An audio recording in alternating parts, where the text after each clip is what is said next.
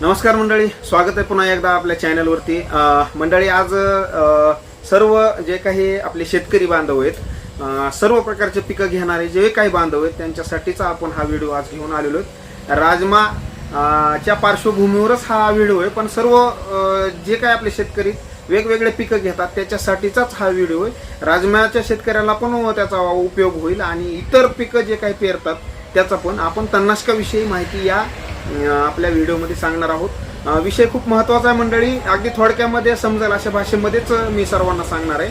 Video शेवटपर्यंत बघा, जेणेकरून तुम्हाला सर्व माहिती त्यातली मिळेल। आपण आजचा जो काही विषय निवडला किंवा आज जी आपण चर्चा करणार आहोत, जी माहिती सांगणार आहे मी तणनाशकाबद्दल आहे।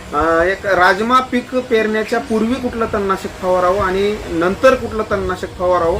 बऱ्याच शेतकऱ्यांमध्ये संभ्रम आहे, राजमामध्ये तणनाशक चालतं का नाही, चालतं तर कुठलं चालतंय, कधी वापरायचंय, त्याचं प्रमाण किती, याविषयीची सविस्तर माहिती आपण या व्हिडिओमध्ये देणार आहोत। मंडळी, आपण सर्वजण आता सोयाबीन उत्पादक शेतकरी असताल, इतर वेगवेगळे जे काही आपल्या महाराष्ट्रभरातले किंवा जिथपर्यंत आपले व्हिडिओ पोहोचतात ते शेतकरी वेगवेगळ्या प्रकारचे पिकं घेतो। आपण सोयाबीन काढल्यानंतर जनरली आपण काय करतो की तणनाशकाची फवारणी करून लागलीच आहे या ओलीवर रब्बीचं उत्पादन घ्यायचा आपला प्रयत्न असतो आणि त्या अनुषंगाने आपण कमी वेळामध्ये आपली जमीन व्यवस्थित दुरुस्त कशी होईल, तणाचा बिमोड कसा करता येईल याचा प्रयत्नात आपण तणनाशकाचा वापर करतो।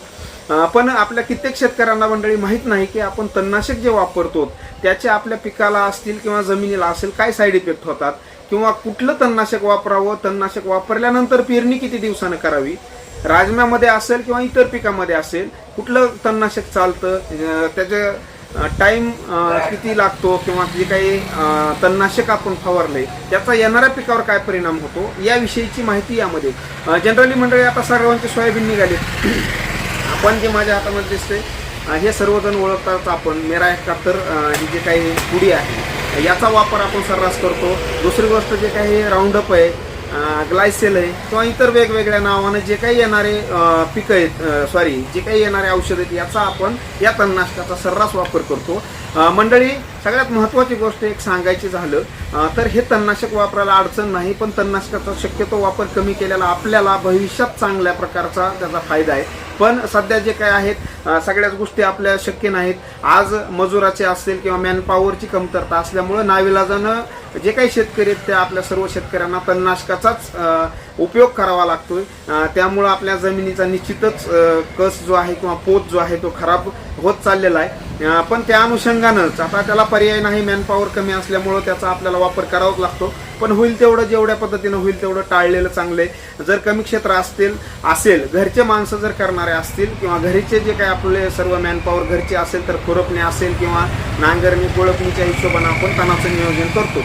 पण ज्या ठिकाणी आपल्याला त्या पद्धतीचं नियोजन करता येत नाही, ज्या ठिकाणी आपल्याला तणनाशकच वापरावं लागतं, त्या शेतकऱ्यांसाठी सांगतो मेरा 71 जे आहे, मेरा 71 मध्ये जो काही असणारा घटक आहे अमिनो सॉल्ट आणि ग्लायफोसेट, या घटक किंवा राऊंडअप असेल किंवा ग्लायसेल असेल यामध्ये येणारा जो काही ग्लायफोसेट 41% मधला जो घटक आहे तो मंडळी आपण त्या राऊंडअप असेल, मेरा 71 असेल किंवा ग्लायसेल असेल आणि सेम टेक्निकल घटक असणारे जर आपण तणनाशक आपल्या जमिनीमध्ये मारलं तर एक महत्त्वाचं सांगतो, 21 दिवसापर्यंत आपल्याला पेरणी करता येत नाही किंवा करायची नाही।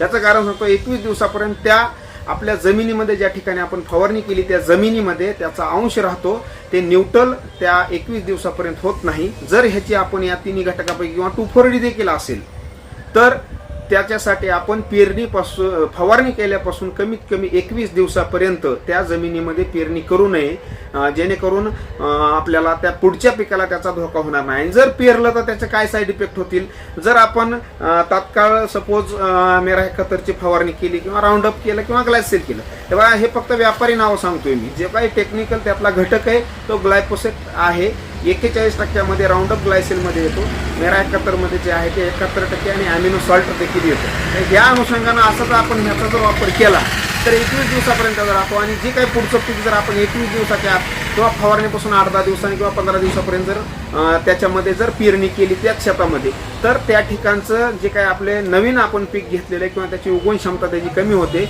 लागलीच जे काही नवीन पीक आपण पेरतो, उदाहरणार्थ राजमा असेल, रब्बीला हरभरा पेरत असाल, ज्वारी पेरत असाल किंवा इतर कुठलंही पीक, त्याची जे काही उगवण क्षमता आहे त्याच्यावर प्रॉब्लेम होतो किंवा परिणाम पडतो आणि त्याच्या परिणामी आपल्याला आपल्या जमिनीमध्ये दुबार पेरणी देखील करावी लागू शकते. याचं कारण आहे त्याचा जो काही अर्क आहे त्या औषधाचा 21 दिवसापर्यंत आपल्या जमिनीमध्ये राहतो.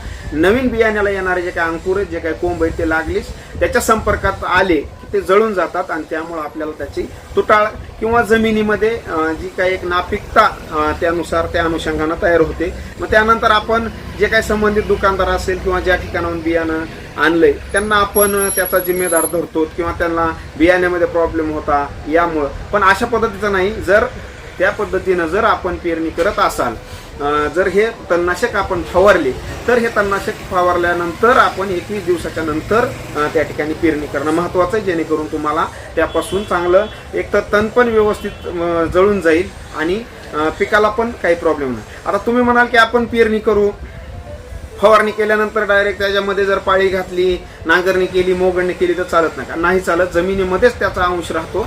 जमीन जरी उकरली गेली किंवा काही मशागत झाली तरी त्याच्यामध्ये तो अंश राहतोच. त्यामुळं ती रिस्क घेणं गरजेचं नाही. आता याला पर्याय काय? आता तुम्ही म्हणाल की बाबा आपल्याला आता आमच्याकडे मॅन पॉवर नाही, तणनाशक तर फवारावंच लागतं आणि पेरणी करायचीच आहे. तर त्यासाठी सांगतो पॅराक्वाट डायक्लोराइड नावाचा जो काही घटक आहे, ज्याला की आपण जर व्यापारी नाव म्हणलं तर आपण सर्वांच्या ऐकण्यात असतील सिंजेंटाचं ग्रामोक्झोन नावानं येतं. धानुका कंपनीचं जर घेतलं तर ओझोन नावानं येतं. त्याच्यामध्ये पॅराक्वाट डायक्लोराइड नावाचा एक टेक्निकल घटक आहे.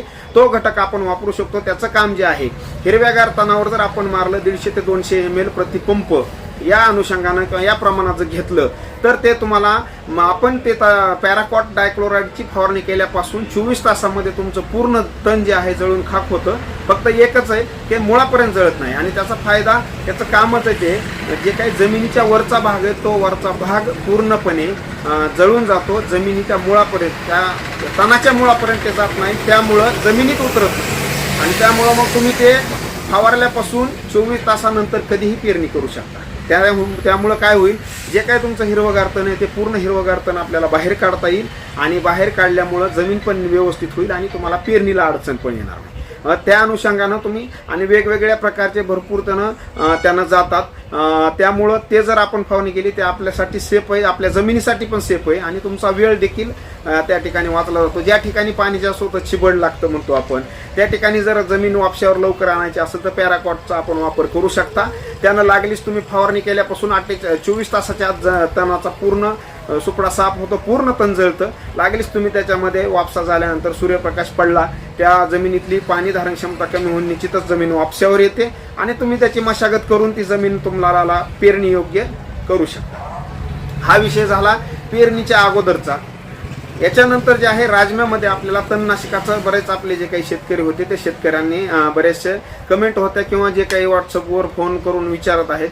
पाठीमागं पण जर चॅनलला नवीन असेल सबस्क्राईब करा आणि त्यामध्ये स्पेशली आपण पाठीमागं गेल्या वर्षी किंवा 2 वर्षाखाली देखील राजम्याच्या स्पेशल तणनाशकावरचा व्हिडिओ तुम्हाला आपल्या चॅनलवरती सापडेल. त्या ठिकाणी जाऊन आपण तो व्हिडिओ पाहू शकता.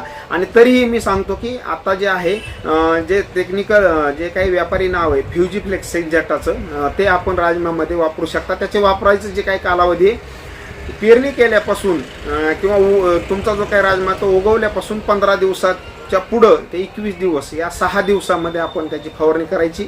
त्याची फवारणी करत असताना तणाची अवस्था 2 ते 3 पानावर असणं महत्त्वाचं आहे.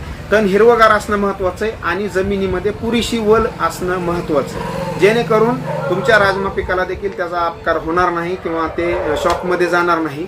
आणि त्याच्यासोबत आपण चिलेटेडमध्ये झिंक घ्यायचं आहे कुठल्याही कंपनीचं आणि सिलिकॉन बेस स्टिकर एक वापरायला विसरायचं नाही, जेणेकरून तुम्हाला रिझल्ट चांगला येईल.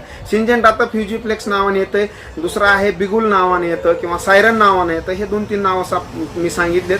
आपण त्या ठिकाणी स्क्रीनवर पाहू शकता. फ्युजीफ्लेक्स जे आहे ते त्यानुसार मिळता जुळता जरी घटक आपण घेऊन फवारणी केली तरी चालते.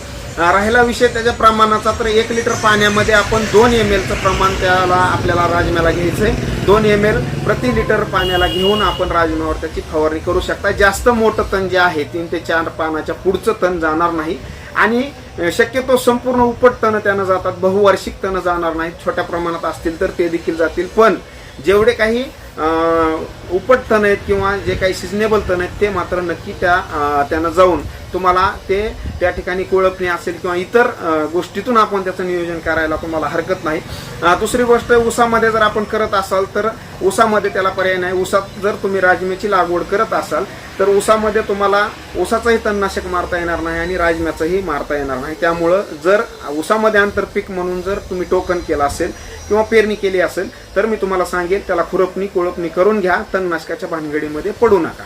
आणि दुसरं जे आहे इमॅजिथापर, आपण जे आहे सोयाबीनचं तणनाशक इमॅजिथापर कंटेन असणारा ते देखील आपण राजम्याला प्लेनमध्ये राजम्याला त्या ठिकाणी वापरू शकता. त्याचा देखील रिझल्ट आपल्याला चांगला येईल. आणि जरी काही थोडंफार तण नाही जळालं तरी राजम्याला काही होणार नाही, पण 70 ते 80% तण या मी सांगितलेल्या जे काही औषध आहेत, जे काही घटक आहेत यांना निश्चित जातील.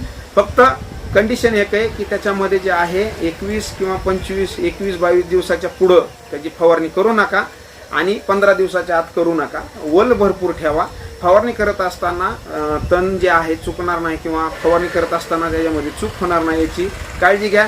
पाणी स्वच्छ वापरा आणि व्यवस्थित तण भिजवून घ्या. नक्कीच याचा आपल्याला फायदा होईल. मंडळी, व्हिडिओ कसा वाटला हा नक्की कळवा. भेटूया पुढच्या व्हिडिओमध्ये. तोपर्यंत सर्वांना राम राम.